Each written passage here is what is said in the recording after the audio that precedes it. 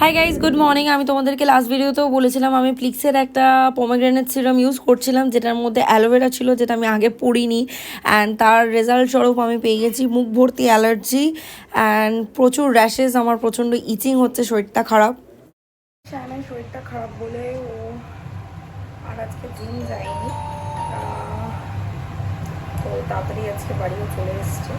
তো ওর জন্য একটুখানি সুজি বানাচ্ছি। তো আমি ঘিয়ের মধ্যে সবার আগে কাজুগুলোকে ফ্রাই করছি, এবার সুজিটা দেবো। অল্প করে ওর জন্যই বানাচ্ছি, তো জাস্ট ঘিয়ের মধ্যে কাজু বাদামগুলোকে ফ্রাই করে নিলাম। এবার সুজি দেবো আর বানাবো হচ্ছে কনডেন্স মিল্ক দিয়ে। কাজু বাদামটা তুলে রেখেছি বাটির মধ্যে, তুলে রেখে আমি ঘিটার মধ্যে সুজিটাকে ভাজছি। এবার এর মধ্যে দুধ দিয়ে দেবো, একদমই জল মেশানো নেই, যে এখানে দুধ রয়েছে, দুধটা দিয়ে দেবো।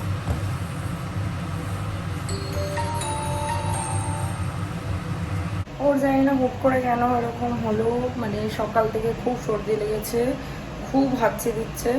তো যাই হোক বেরিয়েছিল, রোজ তো ফিরতে অনেক লেট হয়, কিন্তু আজকে শরীরটা ভালো নেই বলে তাড়াতাড়ি চলে এসছে। আজকে বাড়িতেই ও রেস্ট করবে, আমি একটু পরে বেরোবো।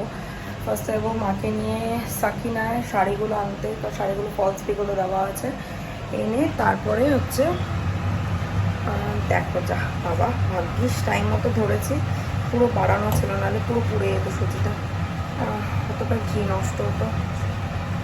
এবার যাই হোক, এটা করে হ্যাঁ, এটা সুজিটা বানিয়ে সন্ধে দেবো, দিয়ে আমি বেরোবো, মাকে নিয়ে যাবো সাকিনায়, ওখান থেকে শাড়িগুলো পিক করবো, তারপর একটু বাড়িতে যাবো। আজকে বাবারও ফিরতে লেট হবে, মাও একা রয়েছে। আর এদিকে শ্যাম বললো যে ও ঘরে বসে একটু কিছু খেয়ে নেবে, তাহলে ঘরে বসে ও একটুখানি বসে বসে গেম খেলবে, ইয়ে করবে, একটু মুভি দেখবে, ও চিল মারবে ঘরে। তো যাই হোক, চলো আমি ওকে আগে সুজিটা বানিয়ে দিই, আমি তো খেতে পারবো না মিষ্টি এটা। আমি একেবারে রেডি হয়ে গেছে, আর তোমরা জানি না কতটা বুঝতে পারছো, আমার কিন্তু দেখো মুখ চোখটা মানে বেশ ভালোই লাল হয়ে রয়েছে। জানি না তোমরা দেখে বুঝতে পেরেছো কিনা। আমি সকাল থেকে সেরকম একটা আজকে ব্লগও করিনি, তোমাদেরকে জানাইও নি। বেসিক্যালি আমি মানে অনেক আগে একটা প্লিক্সের সিরাম কিনেছি, যেটা কিনা আমি মাঝে মাঝে ইউজ করতাম। বেশিরভাগ আমি ওই রাইস সিরামই ইউজ করি, প্লামের হোক বা ওই ফেস শপের রাইস সেরামাইড ক্রিমটা, ময়শ্চারাইজারটা, এগুলো ইউজ করি। হুট করে মনে হলো প্লিক্সেরটা আমি শাইনকে ইউজ করতে দিয়েছিলাম, এবার শাইন তো ওটা ইউজ করছে না, যদি নষ্ট হয়ে যায়। তো আমি টানা 2-3 দিন ধরে ওটা ইউজ করেছি, while I was not blogging, কারণ এই কদিন আমি ব্লগ করিনি, গতকালকে করেছি। তো সেটার ভিডিওটা আমার এখন অবধি আপলোড করা হয়নি। এই সন্ধ্যেবেলায় আমি বাড়ি গিয়ে মেবি এডিট করে আপলোড করবো। কারণ সকাল থেকে আমি I was in real pain, মানে সারা মুখ চুলকাচ্ছে, দেখতেই পাচ্ছ কিরকম লাল হয়ে দমা দমা দমা দমা হয়ে রয়েছে। ওই সিরামটা ইউজ করার পর থেকে কালকে রাত থেকে দেখছি আমার মুখ চুলকাচ্ছে, এবার আমি তো বুঝতে পারছি না কি হচ্ছে। তারপর আজকে সকালে সায়ানো সিরামটার ইনগ্রেডিয়েন্টস পড়ে দেখলো ওর মধ্যে অ্যালোভেরা রয়েছে, আর আমার অ্যালোভেরাতে অ্যালার্জি রয়েছে, ব্যাস তার থেকেই হয়েছে আমার এটা। তো সেই জন্য আর কি আমি মুখে কিচ্ছু ইউজও করিনি, জাস্ট ফেস ওয়াশ করে শুধু লিপস্টিকটা হালকা করে লাগিয়েছি, কারণ মুখটা এত রেড রেড হয়ে আছে না, কিরকম একটা লাগছে, সেই জন্য হালকা করে একটু লিপস্টিক লাগিয়েছি, যাতে দেখতে একটু পথের লাগে। তো এই হচ্ছে ব্যাপার সকাল থেকে, ওই জন্য সেরকম একটা আমি ব্লগও করিনি আজকে, ক্যামেরার সামনে আসতেও আমার লজ্জা লাগছিলো। বললাম ঠিক আছে, কী করা যাবে, হয়েই যখন গেছে। ঠিক আছে, চলো এবার এর মধ্যে দুধটা দিয়ে এটাকে শেষ হয়েই এসছে প্রায়।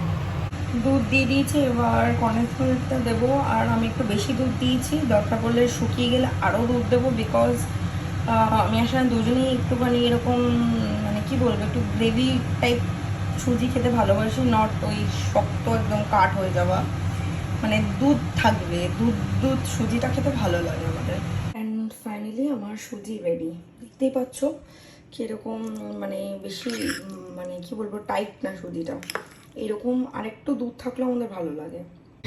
সাকিনা যাবো বলে বেরিয়েছি আমি আর মা, তো শাড়িগুলো এখনও রেডি হয়নি বলে আমি আর মা চলে এসেছি এখানে ঘুগনি খেতে, আমিও নিয়ে নিয়েছি, চলো ঘুগনিটা খেয়ে নিই।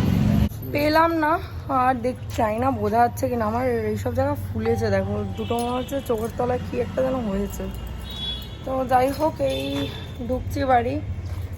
শাড়ি গেছিলাম, বললো যে কালকে বিকেলে আসতে, কাল বিকেলে দিয়ে দেবে।